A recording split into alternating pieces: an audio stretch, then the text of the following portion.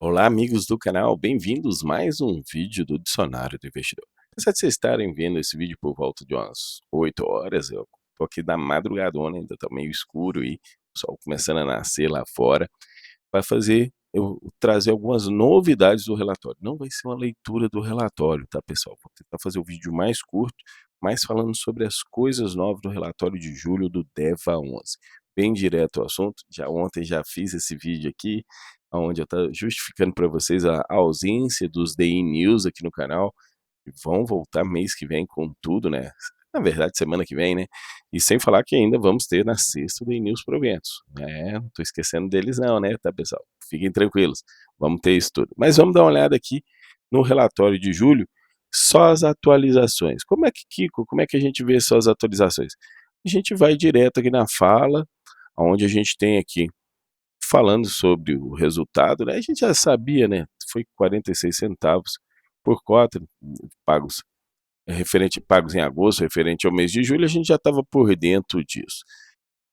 Mas o que a gente quer saber é sobre os ativos. A gente já tinha trazido aqui no canal, vou ver se consigo colocar aqui em cima, a questão referente ao CRI Chenin e Chenin 2.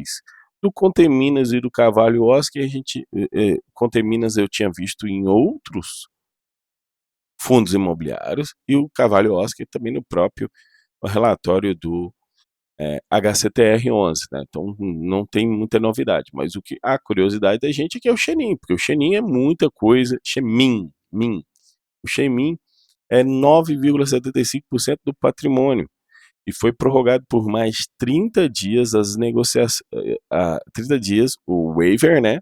E as novas negociações são esperadas até o fim das obras do projeto.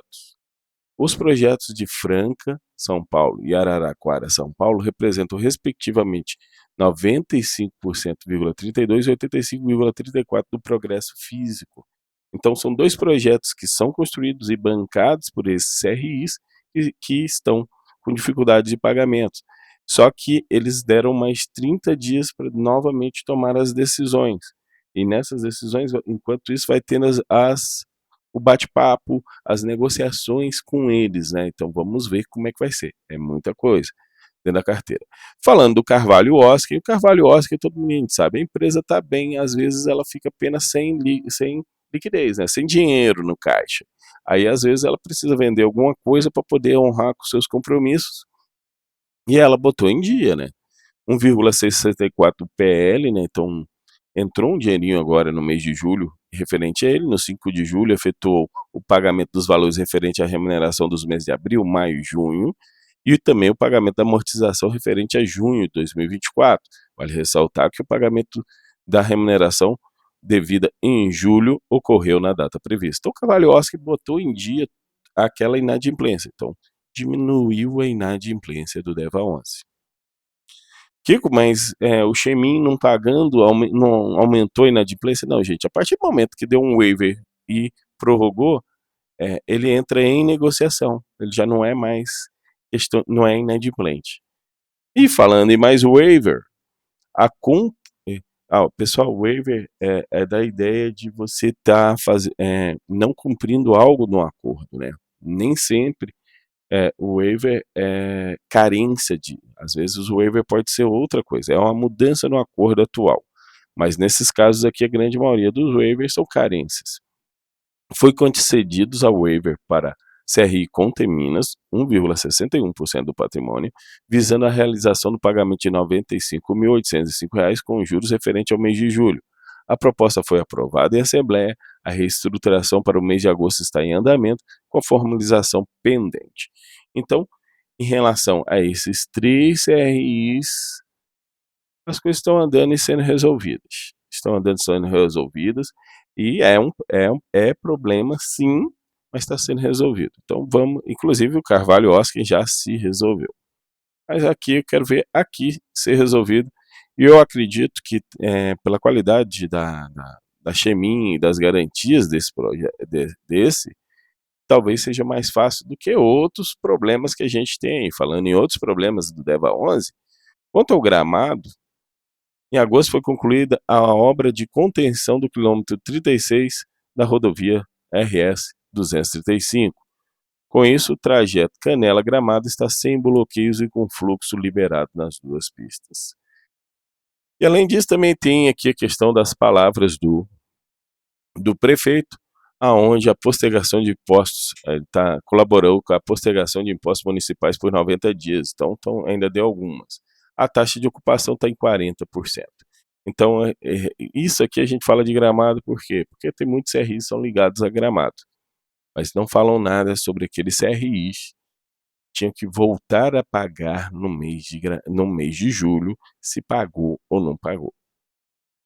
Aliás, perdão, terminava no mês de julho e tinha que voltar a pagar no mês de agosto. Não fala se pagou ou não pagou. Ele diz aqui desse aqui, que do Oscar, que pagou em julho. Mas aqui eles não trouxeram nada em relação a esses CRIs. Sobre as aquisições, foram adquiridos 15 milhões de CRI AUS alocados na série mezanino, que representa 0,94% do patrimônio líquido do fundo. E também foram adquiridos 795 mil adicionais CRI Portal das Pedras. Agora representam 1,07% do patrimônio líquido do fundo, com 237 mil. Foram alocados séries subordinadas e séries sêniors. Alocações. Como assim? Eles estão alocando caixa, colocando caixa? Não, calma, vamos por partes. Eles estão, toda vez que eles estão recebendo dos outros que estão adimplentes, eles vão distribuindo lucro, caixa, referente a juros e correção monetária. Mas aquela parte de amortização, que é o retorno do dinheiro investido, eles têm que realocar em algum lugar. E aqui foram as realocações. Realocaram aqui, aí eles falam um pouco aqui sobre o projeto.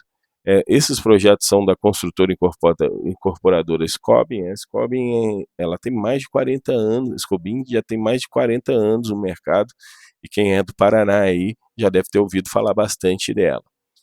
Inclusive eles colocam bem aqui, com mais de 40 anos de experiência e mais de 20 empreendimentos residenciais entregues, a Scobin Engenharia é reconhecida por expertise no setor. Por mais informações detalhadas, páginas 18. Aí, fato subsequente, para a gente fechar e depois olhar o DRE. No dia 15 de agosto foi aprovado pelos cotistas demonstrações financeiras de 2023 auditadas pela Grant Thornton. Então, foi aprovado com ressalvas, tá? Foi aprovado com ressalvas demonstrações financeiras do DEVA 11. Eu trouxe esse vídeo aqui para vocês. No mesmo mês, ocorreram Assembleias Gerais de Titulares de Reestruturação dos CRIs Conterminas e Carvalho Oscar. No caso do Conterminas, a Assembleia foi 16 de agosto, passando a remuneração passou de 9,25 a uma taxa efetiva de 6. Caiu, era IPCA mais 9,95, caiu para IPCA mais 6. Um prêmio adicional de 3,25 será pago no vencimento da operação de incorporação e será incorporado ao saldo devedor. Entendi. Ele vai pagar mês a mês, IPCA mais 6, aí lá no final, 3,25 vai ser adicionado, 3,25 ao ano. Então, continua sendo IPCA mais 9,25, mas aqueles juros que ele tem que pagar anualmente ou mensalmente, que é esse caso aqui, é apenas 6%. Então, ele vai pagar 6%, e 3,25% vai ser incorporado ao saldo devedor mensalmente para lá no final. Então, nesse caso aqui, é como se ele estivesse ganhando aqui um waiver, uma carência de 3,25 por mês, mas jogado lá para o final. E no início de agosto foi realizada a amortização do CRI Carvalho Oscar, de 4 milhões. Então, entrou grana no caixa. Lembrando que aqui o DEVA 11 faz distribuição caixa. Então a gente pode acontecer aí uma distribuição mais bonitinha, mais cheia de graça no próximo mês, porque 4 milhões é uma graninha boa. Mas lembrando que só vai distribuir o lucro, o resto não. O DRE gerencial do regime caixa, vamos dar uma olhada no mês de julho aqui para a gente fechar esse vídeo, ver como é que foi. De juros, julho tem bastante dia útil, né? Agosto também, então tá bem tranquilo nesse sentido, vai vir mais ou menos nessa linha, 4 milhões e 800. Correção monetária também deve vir mais ou menos igual, porque o IPCA que vão nortear agora para o mês de agosto é o IPCA de maio e junho. E esses dois também foram razoáveis, segue a mesma linha. Rendimento caixa também, mesma linha que a Selic, vem se mantendo. Então, acredito que ele vai ter o total de receitas iguais para o próximo mês.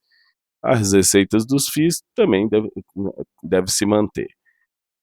Aí as despesas que eles tiveram, 600 mil, vocês podem ver que foi mais baixa que as dos meses anteriores, e depois, eu acredito também deve manter. Então, provavelmente deve a 11, próxima distribuição de rendimentos, 46 centavos. De novo, referente ao mês de agosto. É a minha opinião, tá certo, pessoal?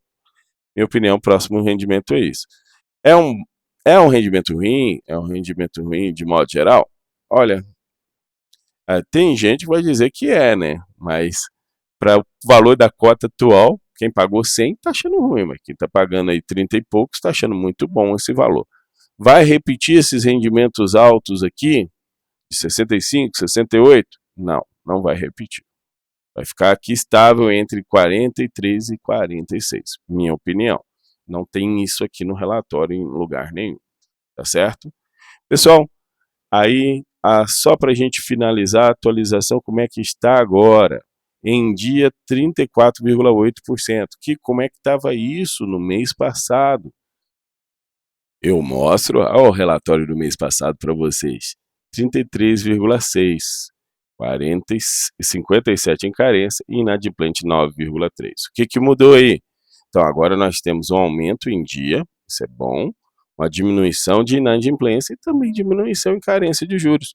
Então o fundo melhorou. 1% só, Kiko. É muito pouco. Não, melhorou, gente. É melhor. 1% todo mês. Em 100 meses ele volta ao normal. Tomara, né? Que continue assim. Então vamos encerrando por aqui. Esse foi as atualizações para vocês. Acabou ficando um vídeo longo, né? Do relatório do DEVA 11 de julho de 2024. Gente, se der tempo, eu faço mais alguns videozinhos hoje à noite. Agora já estou saindo correndo aqui para acompanhar de perto aquela obra. Ou eu acabo essa obra, ou a obra acaba comigo. Um grande abraço e até a próxima.